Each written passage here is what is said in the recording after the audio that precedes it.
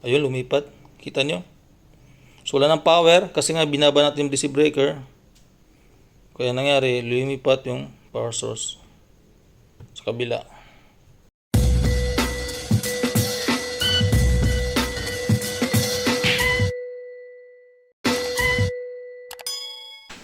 What's up guys? Welcome back to my channel. Today's video ay gusto kong share yung nabili ko na ATSA para sa to Automatic Transfer Switch Equipment, mas kilala sa ATS. Bali, gagamitin ko siya sa aking solar setup. Bait ako bumili kasi may nangyari guys na nagkaroon ng malakas ang ulan. May time na rin na makulimlim. Nangyari ay hindi nakapag-charge ng maayos ang ating battery. Dahil hindi nakapag-charge ng maayos ang ating battery kasi nga mahina yung harvest ng ating solar panel kasi makulimlim tapos maulan. Ang nangyari ay mabilis siya na lobat. Dahil mabilis na lobat, nagkataon gabi, namatay yung ating piso wifi. Nagulat na ako bakit walang internet, yung pala lobat na ating battery. So naging solusyon ko is bumili ng ATSA o ATS para kung sakali malubat ang ating battery ay automatic yung ating connection sa ating PCI window ay lilipat siya sa kurente, sa ating AC current, sa ating tawag dito, sa ating mismong connection sa either Meralco man yan, sa amin kasi Cotabato Light, kaya ito ginamit ko. So ang mangyari sa ATS is pag na full charge yung battery, ang ATS ay lilipat sa battery yung gamit natin. Pag malowbat siya, lilipat siya sa AC current. So pag ito lang guys, isa natin. Ang bigat pala ito. Bali, ito na yan. Dito, merong automatic manual. Sige lang, video ko na lang na malapitan para mag-guess ninyo. Ito yung ATS. Bali, lumilipat-lipat yan. Pag full charge yung battery natin, lilipat siya sa battery. Pag lubat yung battery, lilipat siya sa AC. Kaya maganda na bumili na ganito kasi nga parang araw gabi, mga 10 PM, bigla na lang nawala yung wifi namin, nawala yung connection, nagreklamo yung mga client, nagpalubat yung ating battery. So kung pag meron tayo ganito, ay hindi na tayo magproblema kasi nga lilipat lang siya. Pag umaga, charge ang battery, full charge. Yan, babalik sa battery. So, kaya natin ito. Okay, pakita ko na lang ng malapitan para ma-explain ko na maayos.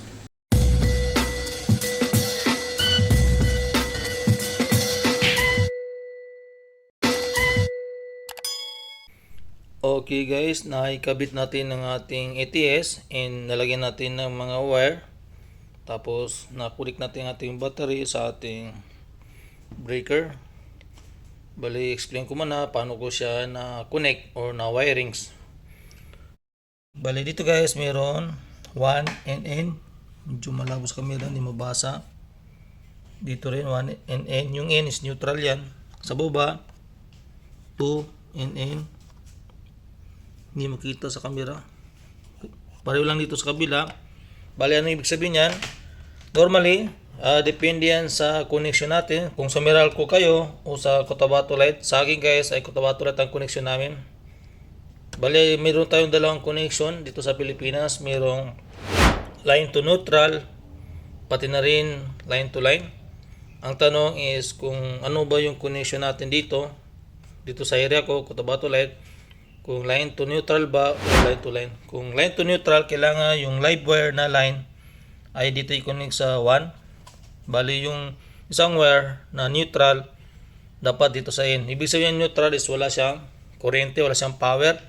Unlike dun sa isang wire is meron siyang power or load or meron siyang voltage. Kailangan proper yung paglagay dito. Kung saan ang live, doon nilalagay. Pareho din sa kabila, ganun din. Ganun din dito. Dapat yung live wire na sa 2, ganito rin sa kabila. Pero kung line to line, ibig sabihin, kahit saan na ilagay dito, kahit magkabaliktad yan. Kasi ang line to line, ibig sabihin, dalawang line is pareho may voltage.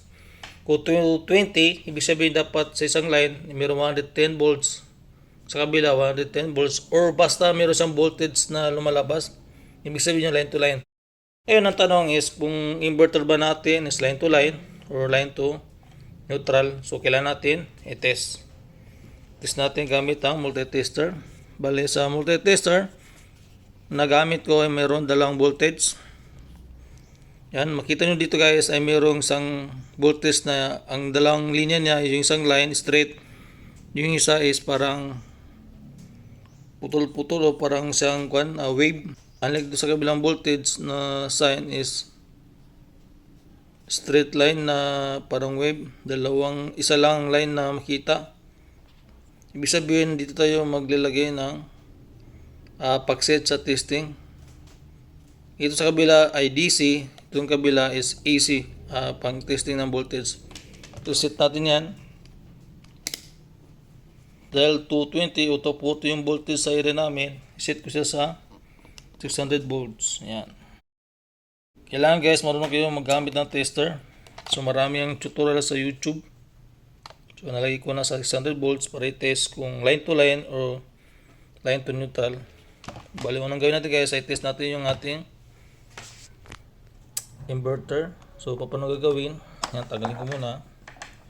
After natin matanggal, kailangan natin i-on yung ating DC breaker para gumana ang ating inverter. Ngayon, tumutunog siya kasi wala nakasaksak.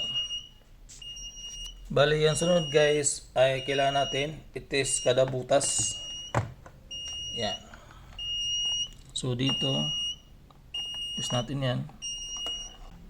Tapos, hawakan ko ang isang wire, yung negative na itim. Okay, maglala guys, yung mga kurente. Hawakan ko dito. Kasi gagawin kong ground ng aking katawan. So, makita nyo may voltage.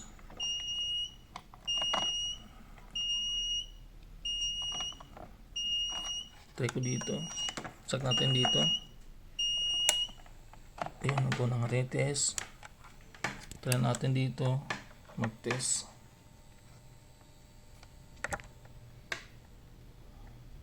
Kita nyo may reaction sa kabila. Ganun din. May gina lang. Both wire merong reaction. Kung mga may kurente, ibig sabihin line to line. Dapat dito tayo mag-test. Kaso hindi yata maabot ng tester. Ayan. Sa paggawa ko dito, ang purpose lang is gagawin kong ground ang aking katawan. Pagkawakan ko, walang reaction. Isaksak natin na maayos. So yun. Sabihin may kurente. May na lang. Pagka ko dito, ibig sabihin live line. Sa kabilang butas naman. Ganun din. Para yung ibig sabihin itong inverter natin ay line to line. Kaya pag natin dito, okay lang na magkabaliktaran. Saksak natin. Yan. Hindi magtama itong ating tester ng maayos. Malalim kasi. Yan. Tingnan natin. Okay, may voltage. Sa kabila.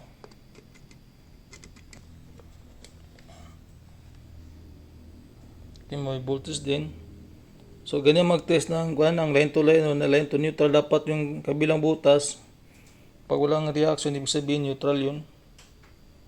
Yan, pag inawakan ko dito, ay parehong may kurente ang dalang butas, ibig sabihin line to line. So, okay lang na magkabaliktad. Dito, ano ibig sabihin ng N pati R? Ang R ay reserve, tapos yung N ay diyaw nagkamay neutral. Ibig sabihin ito yung main source mo, itong backup power mo. Sa iba, ang ginagawa main source yung galing sa Meralco o Cotabato Light. Tapos backup power lang yung battery. Yung iba naman, dito sa akin, ang main source ko yung battery, backup power lang yung galing sa Meralco o Cotabato Light. Bali, bakit gano'n yung setup ng iba? Kasi ang purpose lang battery, parang gawing UPS kung bakit ginagawa nilang main source ang galing Meralco, backup power lang yung battery, ginagawang UPS. Pero sa ating, ang gawin natin, ang main source yung battery, tapos ang backup power yung ating galing sa Meralco or Cotabato Light, kasi Cotabato Light yung gamit namin.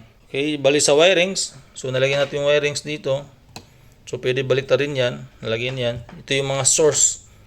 Ito yung main power, ito yung reserve power or backup power. Pagdating dito, merong wire na jumper.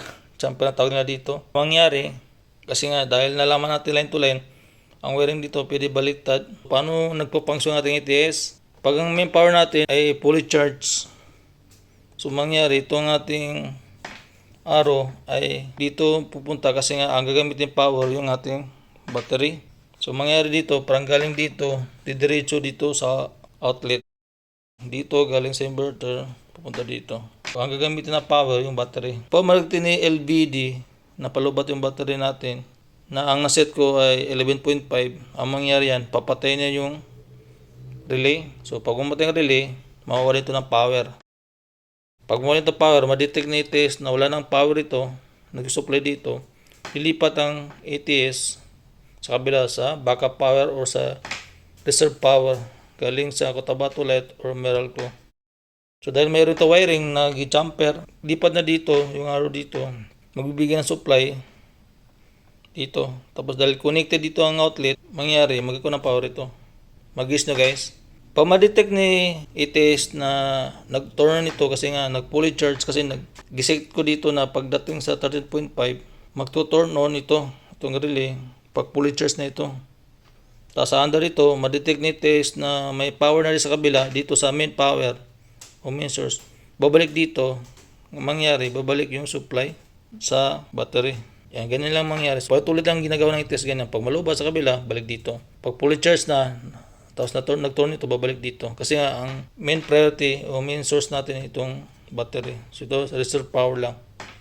So wag natin kung gumagana. So kunwari guys ay nalubat 11.5. So para matest natin, ito turn off po ang aking DC breaker.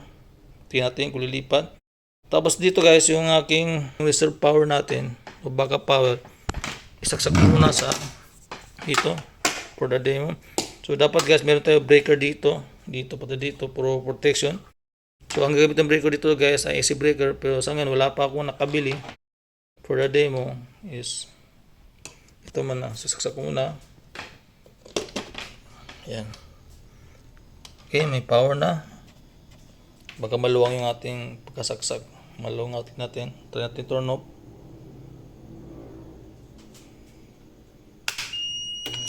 Ayun, lumipat. Kita nyo? So wala ng power kasi nga binaba natin yung DC breaker. Kaya nangyari, lumipat yung power source sa kabila. Yan. So ngayon sabihin natin nag-charge na siya. Nag-turn ito. Bilik natin. Kung babalik pa siya. Ayun. Bumalik yung ATS sa battery. So na-detect ni ATS na may power na itong ating inverter, may load na, yung main priority ay bumalik siya. So ganun trabaho ng ATS, babalik lang ganyan. Hopefully nag-guess nyo guys ang ibig kong sabihin sa ATS. Hanggang lang guys, so thank you for watching.